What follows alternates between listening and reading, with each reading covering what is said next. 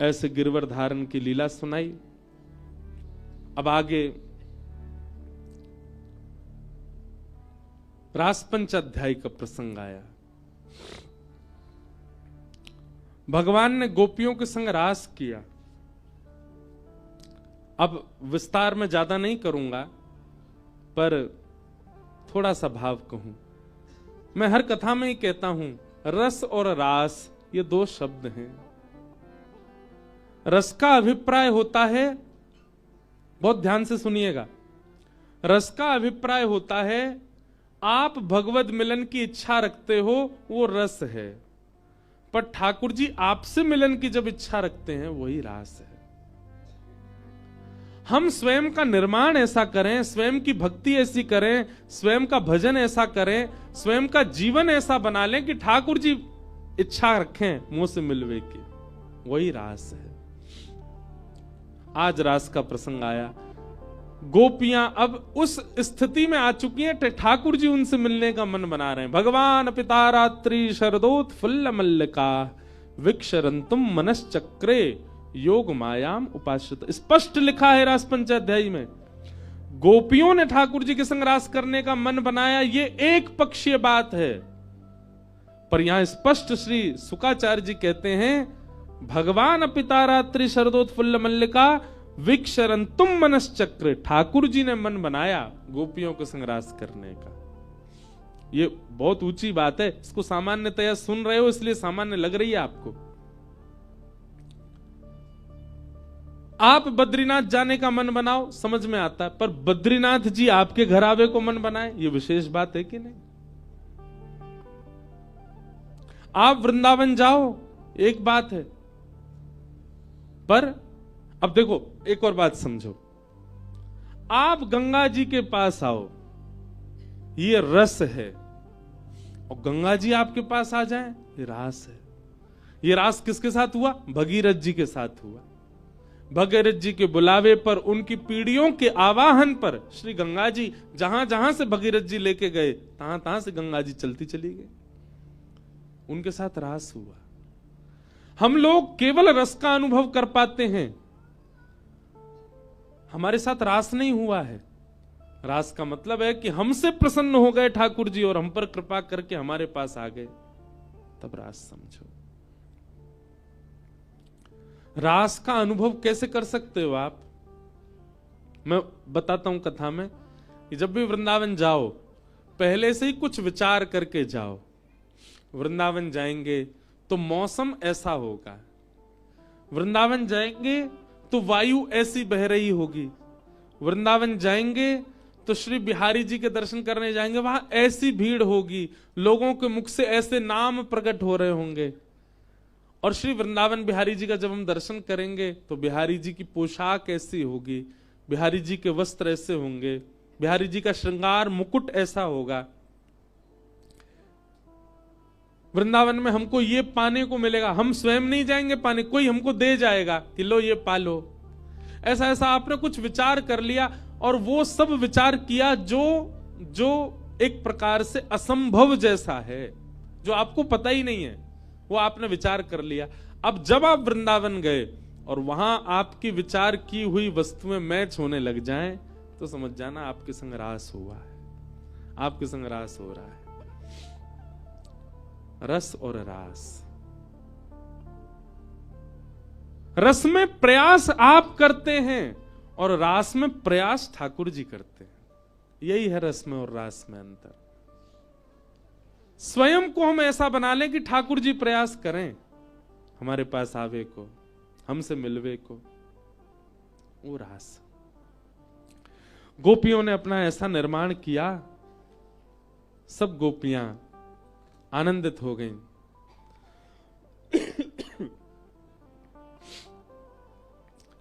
भगवान ने जैसी वंशी का नाद किया, कृष्ण प्रेम में उन्मुक्त गोपियों को वह स्वर सुनाई देने लगा।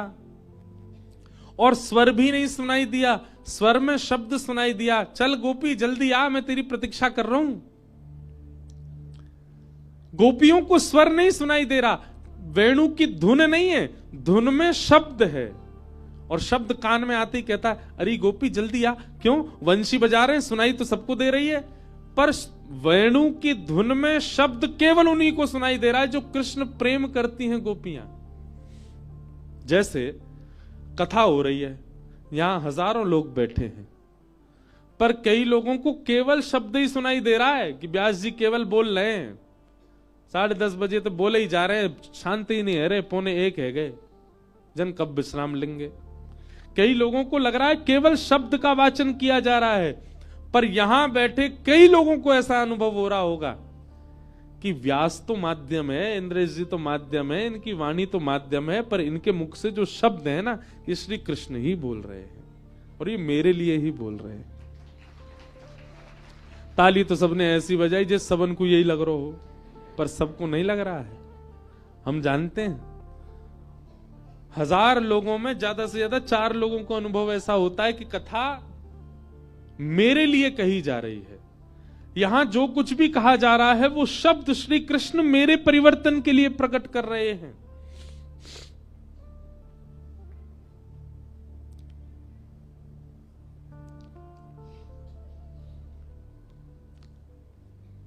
और जब ऐसा अनुभव होने लग जाए, व्यास तो माध्यम है, जैसे ये माइक माध्यम है मेरी बात को आप तक पहुंचाने का, ऐसे ही आपको मैं माइक लगूं और ये लगे ये पीछे जो खड़े बोल यही रहे हैं, समझ जाओ अब रास हो रहा है, अब रास का अनुभव है। और ये रास का अनुभव सबको नहीं होता। आपके हिमालय के स्वयं महादेव पहुंचे वृंदावन हमारे यहाँ, गोपियों ने रोक दिया, बोले बाबा कहाँ जा रहे हो? बोले मैं रास में जानो। बोले रास में तो केवल वही जा सके जो गोपी हो। इसका मतलब क्या है? रास का अनुभव किसको हो सकता है? जो गोपी है। और गोपी का स्वरूप क्या है? दर्शन को नैना तपे, वचन सुनन को कान, मिलवे को हियरा तपे, हिय के जीवन प्राण, गोवर्धन वासी सावरे, गोवर्धन वासी। ये गोपी है जिसके नेत्र व्याकुल रहते हैं कृष्ण को देखने को, जिसकी जिह्वा व्याकुल रहती है उनके नाम को गाने के लिए, जिसके कान व्याकुल रहते हैं कथा श्रवण के लिए, जिसके पैर व्याकुल रहते हैं प्रदक्षिणा के लिए, जिसके हाथ व्याकुल रहते हैं सेवा और स्पर्श के लिए श्री कृष्ण के, उसी को गोपी कहते हैं। और हम गोपी नहीं है, हम सब गोपी नहीं है। हम बिना कृष्ण के रह लेते हैं। हमें दर्शन को ना मिले ठाकुर जी चलेगा काम, सुनने को ना मिले कथा चलेगा काम, प्रसाद ना मिले चलेगा काम, पैर प्रदक्षिणा ना करें चलेगा काम, सेवा ना हो हाथ से चल जाता हमारा काम। हम गोपी नहीं है। गोपी कौन? जो रह ही ना पाए श्री कृष्ण के बगैर। सर्वांगीण इंद्रियों में केवल एक रस जाता है और वो रस है श्री कृष्ण, वो है गोपी। जब महादेव गोपी बने तब रास में प्रवेश मिला। गोपियां सब रास कर रही थी ठाकुर जी के साथ, तभी गोपियों को अभिमान हो गया कि हम सब परम सुंदरी हैं, इसलिए हमारी सुंदरता पर श्री कृष्ण रीझ गए। अब आप कहेंगे महाराज गोपियों के अंदर यह विकार कैसे आ गया? गोपियां तो अनन्य पूज्या हैं, गोपियां तो अनंत पूज्या हैं, फिर उनके मन में यह विकार कैसे आ गया कि हम बहुत सुंदर हैं? और जब ये विकार उनके भीतर था तो फिर ठाकुर जी ने उनके संग रास क्यों किया? बंधुओं, कई लीलाएं मुझे और आप सबको समझाने के लिए होती हैं। ये गोपियों के अंदर मान आना कि हम बहुत सुंदर हैं, ये इसलिए हुआ कि हम आप सब समझें।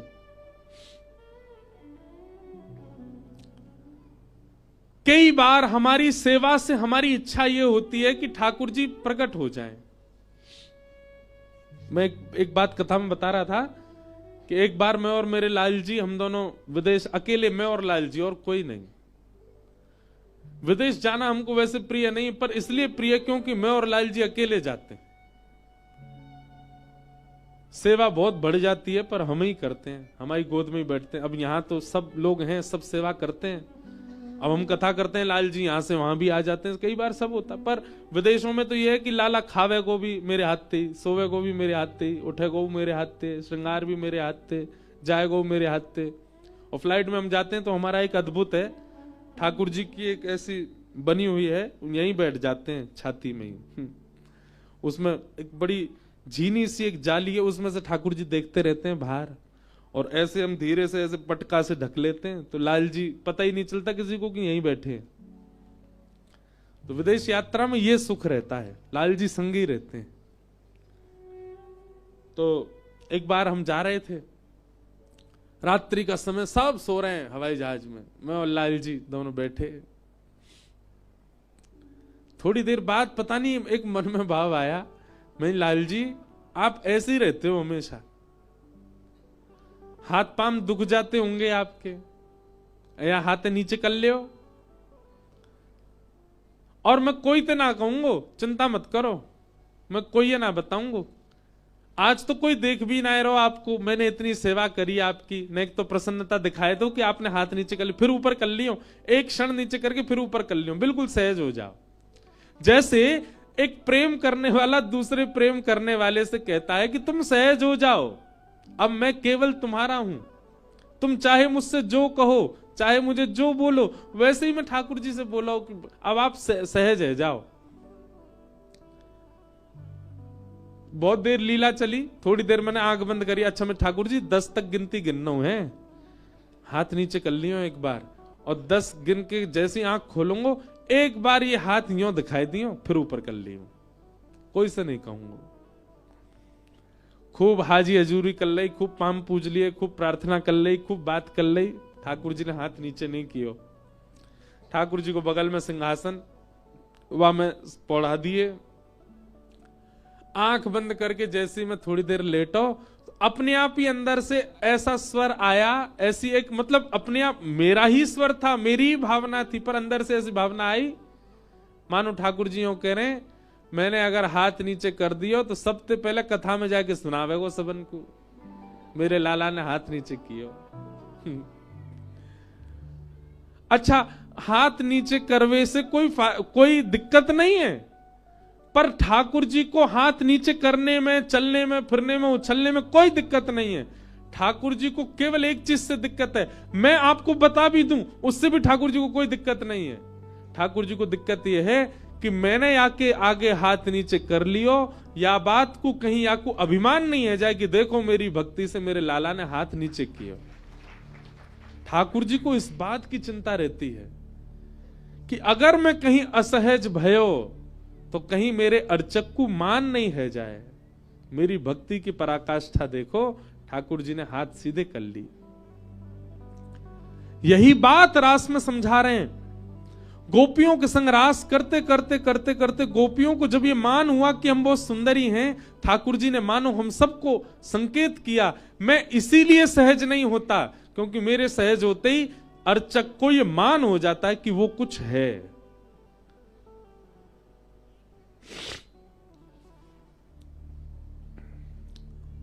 और मैं कुछ हूं, ये मान सबसे बड़ी बाधा है भक्ति में, इसलिए ठाकुर जी सहज नहीं होते। अब आप पूछेंगे तो ये मान से कैसे बचा जाए? सदगुरु, यदि जीवन में सदगुरु होंगे और सदगुरु का आश्रय होगा तो आप सेवा में जाकर के भी मान नहीं करोगे।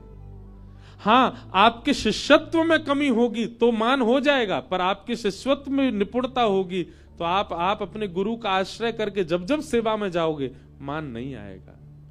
गोपियां बिना गुरु आश्रय के इस रास में चली गईं, और रास की आचार्य या रास की गुरु कौन है? श्री राधा रानी। सब गोपियां विलाप करती करती किशोरी जी के पास गई हैं। हे सुन राधिका दुलारी, तेरे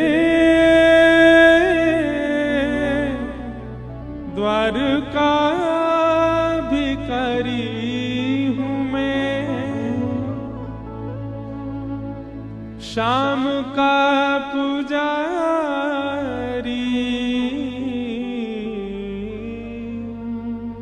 पीड़ा है हमारी हमें श्याम ना मिला, हमें श्याम ना मिला, हमें श्याम ना मिला, हमें श्याम ना मिला। हे सुन राधिका दुलारी, सुन राधिका दुलारी। ये भाव सबको प्रिय लगता है। गंगा जी के तट पर, यमुना तट पर किशोरी जी से प्रार्थना गोपियां कर रही हैं। हम गंगा तट पर प्रार्थना महादेव से करें, क्योंकि महादेव भी रास की एक गोपी हैं। हम भी प्रार्थना करें, और ये प्रार्थना नेत्र बंद करके हो, चित्त में श्यामा श्याम का स्मरण करके हो। सब लोग भाव से सुन राधिका दुलारी, सुन राधिका दुलारी, तेरे द्वार का भिखारी, तेरे द्वार का भिखारी, तेरे श्याम का पुजारी, एक पीड़ा है श्याम ना मिला, हमें श्याम ना मिला, श्याम ना मिला, हमें श्याम ना मिला, हमें श्याम ना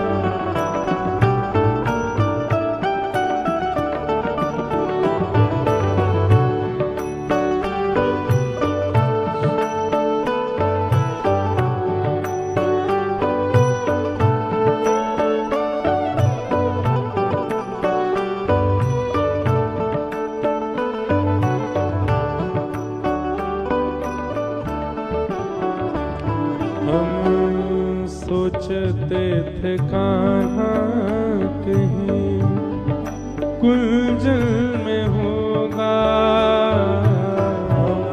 सोचते थे कहाँ कहीं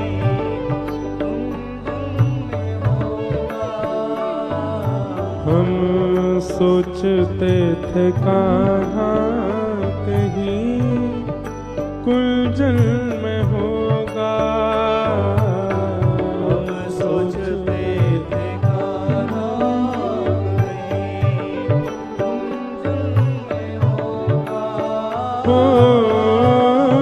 अभी तो मिलन का हमने सुख नहीं भोगा, अभी तो मिलन का हमने सुख नहीं भोगा, अभी तो मिलन का हमने सुख नहीं भोगा, अभी तो मिलन का हमने सुख नहीं भोगा। सुन के प्रेम की परिभाषा,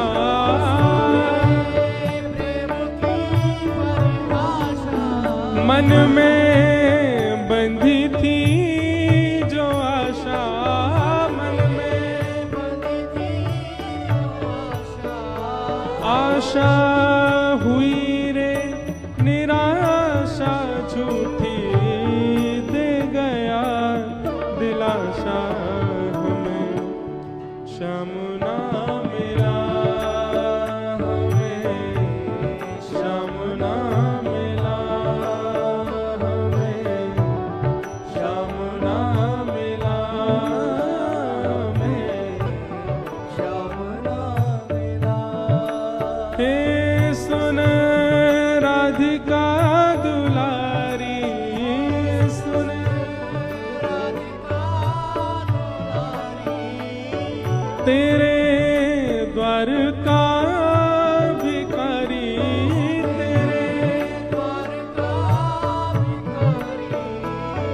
तेरे श्याम का पुजारी एक पीड़ा है हमारी,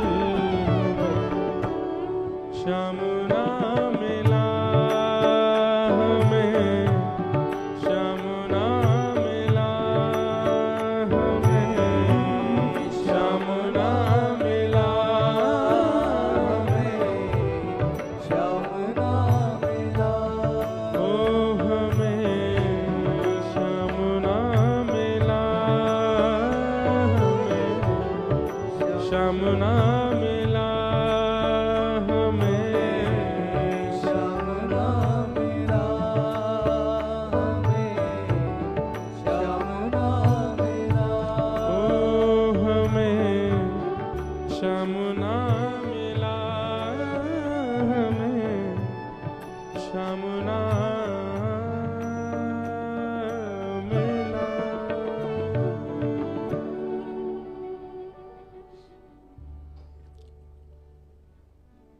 जब भी कभी सेवा में मान आता है ना बंधुओं, चाहे मुझे कथा करते समय ऐसा लगने लगे कि मैं कितना ज्ञान दे रहा हूं, आपको कथा सुनते सुनते ऐसा लगने लगे कि आप कितने भक्त हो, सेवा में कभी भी मान आए, मान आते ही अपने गुरुदेव का स्मरण करो।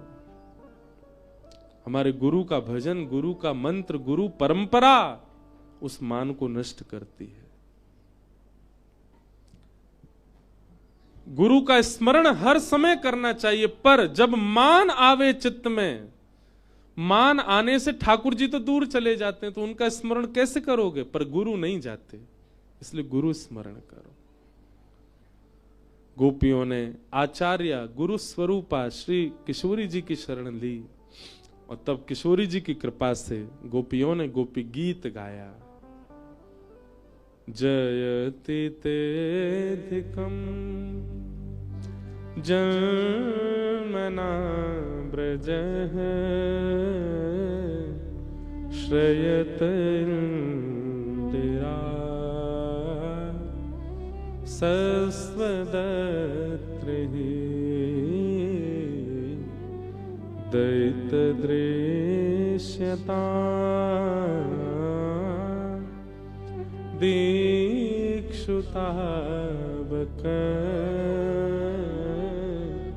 स्त्वयि धृता सव स्वाम विचिन्वते।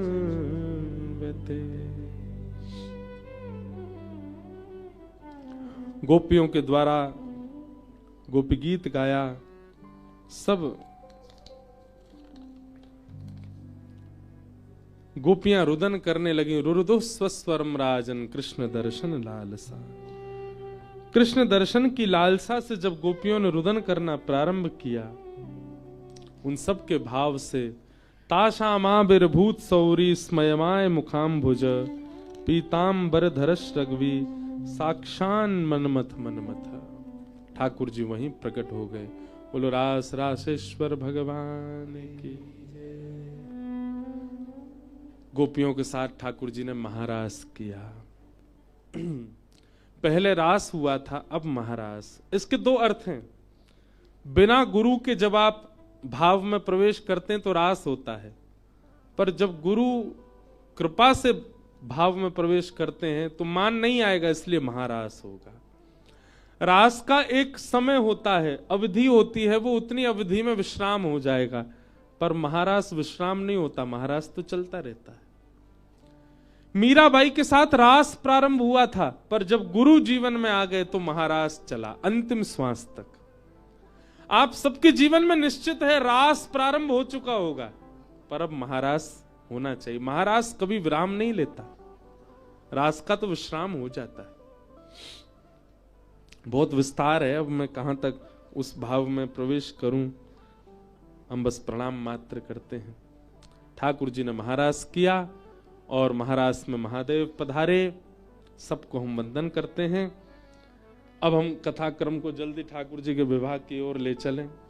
अभी कहाँ कथा थी? वृंदावन में तो कथा थी, मां तो हमने ठाकुर जी को ब्याह किया ही नहीं। कथा में इतना, रास में और गोवर्धन लीला में इतने व्यस्त होते चले गए कि ठाकुर जी की ब्रज से गमन लीला हमने सुनाई ही नहीं, ब्याह हुआ ही नहीं। कैसे ब्याह कियो? ठाकुर जी को रुक्मणी जी से ब्याह हुआ, बस इतना ही ब्याह का प्रसंग हुआ। पर हमारे सब भाई लोग लाल लाल पगड़ी पहन के बार बार दिखा रहे हैं, बोले ब्याह करो। पहले तैयार है के बैठ गए। हमारी क्या है, स्थिति ऐसी हो गई है कि अगर हमारा मन लग जाता है ना तो फिर हम एक ही विषय पे ही रहते हैं। आज हमारा मन बहुत बार लग रहा था, बार बार हटा रहा था। पहले तो गीता जी में ही लग गया, तो आज गीता प्रवचन ही हो जाता। फिर गोवर्धन लीला में लग गया, फिर उसके बाद निकाल के रास में अब रास में लग गया। अब ले जा रहे हैं रुक्मणी विवाह। रुक्मणी विवाह ठाकुर जी का करना है। बीच में बड़े करुण और बड़े भाव में प्रसंग हैं जिनको मैं कभी कभी कथाओं में स्पर्श करता हूं, इसलिए उनको केवल प्रणाम मात्र करता हूं।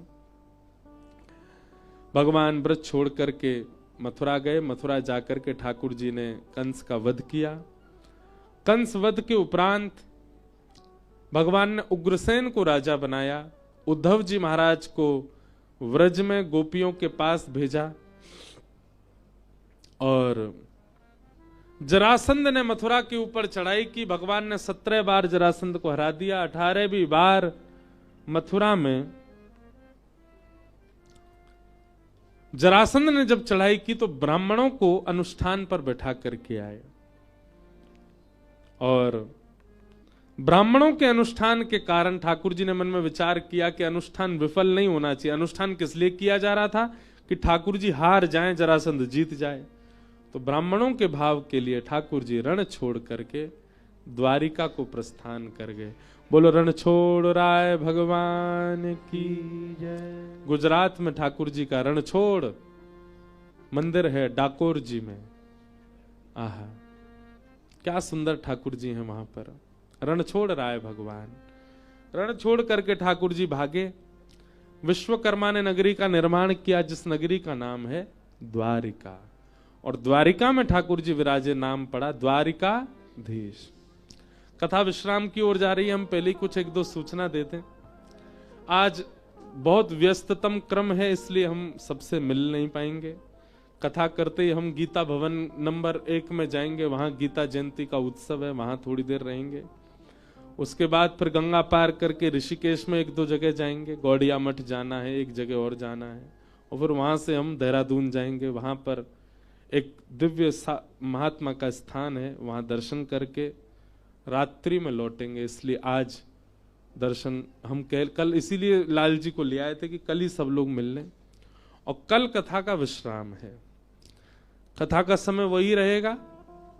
कथा विश्राम करके हम संभवतः यहीं से ही वृंदावन प्रस्थान करेंगे, क्योंकि 15 तारीख से हमारे घर में कथा है।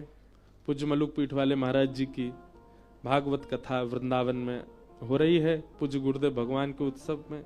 तो हमें जाके सब व्यवस्थाएं करनी है, तो संभवतः यहीं से ही निकल जाएंगे। तो व्यास मंच से ही आप सबको प्रणाम कर रहे हैं, आप सबको वंदन कर रहे हैं। आप लोग कई भाव यहाँ आज भी आए हैं। हम सब भावों को कल निश्चित ही एक बालिका के तो 5 प्रश्न हैं, कईयों के 1-2 प्रश्न हैं, हम सब संभाल के रख के जा रहे हैं। कल हम सबके उत्तर देंगे और सब लोगों के शंका का समाधान कल करेंगे। बस कल और उत्तर प्रश्न मत ले आना, नहीं तो प्रश्न उत्तर में ही पूरी कथा हो जाएगी। बस इतनों का ही उत्तर दे देंगे। लाल जी के लिए और दास के लिए आप जो कुछ भी, लोग बाग दूर दूर से आते हैं, बहुत कुछ लेके आते हैं, कुछ सामग्री। हमने तो आजकल मीठा छोड़ रखा, हम डाइट कर रहे हैं। क्यों? हमारे लाल जी को उत्सव है, तो उत्सव में हमको खूब व्यस्तता। देखो सही बात यह है, ये करने का इसलिए कारण है क्योंकि हम एक दिन भी शांति से बैठ नहीं रहे। हर दिन बस चलते जा रहे हैं कथा क्रम, निद्रा पूरी नहीं होती, बैठक इतनी ज्यादा हो जाती है, और वातावरण का परिवर्तन इतना होता है। कितने दिन से जुकाम ही ठीक नहीं हुआ, तो इसलिए थोड़ा आहार हम कम ले रहे हैं, मिष्ठान ले ही नहीं रहे। आप लोग जो भी सामग्री लाते हैं वो ठाकुर जी को भोग लग के हम सब में बांट देते हैं। तो जो भी कोई सामग्री आप लाए हैं वो सब आप यहीं व्यास मंच पे ही दे देना। लाल जी भी आज नहीं मिल पाएंगे क्योंकि अब हम ही चले जाएंगे तो लाल जी अमर संगी जाएंगे। तो इसलिए कल कथा का क्रम उसी समय पर रहेगा।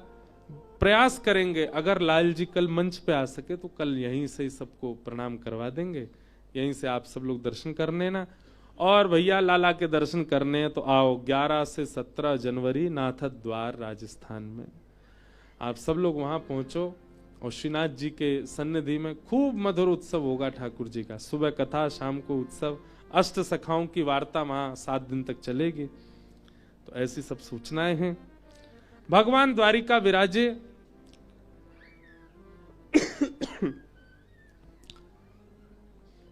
रेवती का विवाह बलराम जी के साथ हुआ और कौंडन्यपुर के राजा भीष्मक उनकी पुत्री हैं रुक्मणी। रुक्मणी जी जब से भगवान की कथा सुनती हैं तब से ठाकुर जी को अपना प्रियतम रूप वर्ण करना चाहती हैं। रुक्मणी जी ने पत्र लिखकर के ठाकुर जी को निमंत्रित किया और भगवान कौंडन्यपुर गए, जाकर के रुक्मणी जी का हरण करके ले आए। वसुदेव जी ने रुक्मणी जी को वापस भेजा और भीष्मक राजा को पत्र लिख करके कहा कि आप तैयारी करो, हम लाला की बारात लेकर के आएंगे। ठाकुर जी दुल्हा बने और भगवान की बारात कौंडन्यपुर के लिए निकली है। हम लोग 2-4 बधाई भाव गा करके, 2-3 भाव गा करके इस रुक्मणी मंगल के उत्सव को यहां विश्राम करेंगे। सब लोग गाओ। हो मैंने मेहंदी लगाई रे कृष्ण नाम की, हो मैंने मेहंदी लगाई रे कृष्ण नाम की, हो मैंने मेहंदी लगाई रे कृष्ण नाम की, हो मैंने मेहंदी लगाई रे कृष्ण नाम की, हो मैंने बिंदिया सजाई रे कृष्ण नाम की, हो मैंने बिंदिया सजाई रे कृष्ण नाम की, मेरे नैनों में गोकुल वृंदावन, मेरे नैनों में गोकुल वृंदावन, गाओ सब लोग। मेरे नैनों में गोकुल वृंदावन, मेरे नैनों में गोकुल वृंदावन, मेरे प्राणों में मोहन मन भावन, मेरे प्राणों में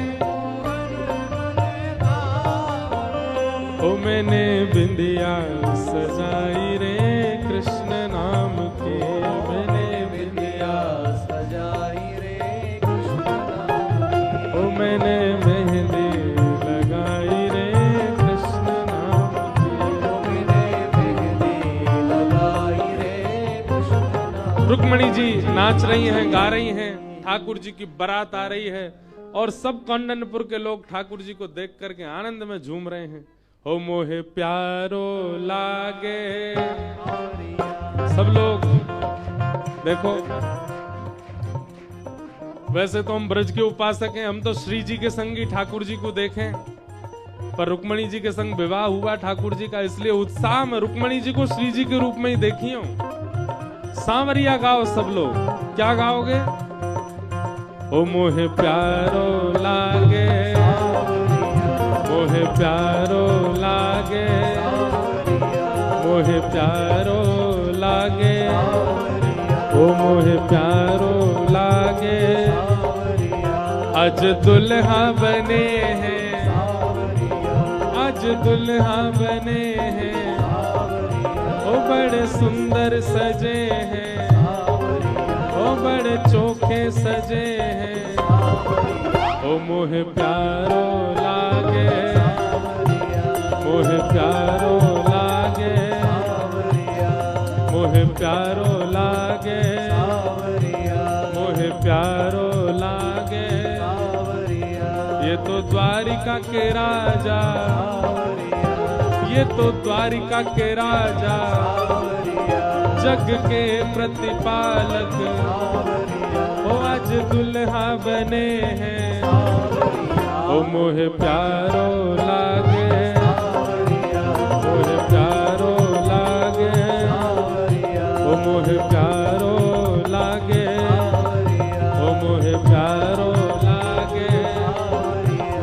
मोहे प्यारो प्यारो लागे, ओ मोहे प्यारो लागे। श्यामा हृदय कमल सो प्रगटो, श्यामा हृदय कमल सो प्रगटो, श्याम हृदय को भाई वृंदावन प्यारो वृंदावन, ओ वृंदावन प्यारो वृंदावन, प्यारो वृंदावन, वृंदावन प्यारो वृंदावन। सब सुख सागर रूप जागर रहे वृंदावन